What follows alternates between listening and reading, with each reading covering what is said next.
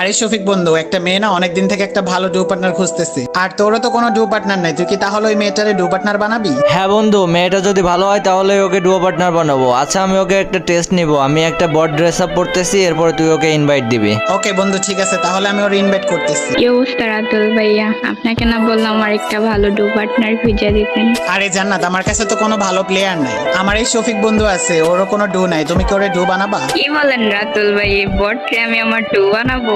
লল ভাই। আরে জান্নাত, তুমি এসব কি বলতেছো? তুমি কি চিনো ওরে? ওকে, তুমি কি জানো? আরে বন্ধু, তুই কিছু বলিস না, তুই থাম, আমি দেখতেছি। আরে জান্নাত, প্লিজ তুমি আমার ডুও হয়ে যাও না প্লিজ।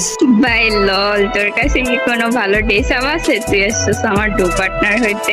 ও আচ্ছা, ডুও পার্টনার হইতে তাহলে ড্রেস আপ লাগে, তাই না? আচ্ছা রাতুল বন্ধু, 1 মিনিট দাঁড়া, আমি গ্রুপ থেকে বেরোয় আবার আসতেছি। ও ভাই, বিগ ফ্যান বিগ ফ্যান। আপনি কি আমার ডু পার্টনার হবেন? পাতার নাম পুদিনা, তোমার মতো মেয়েকে আমি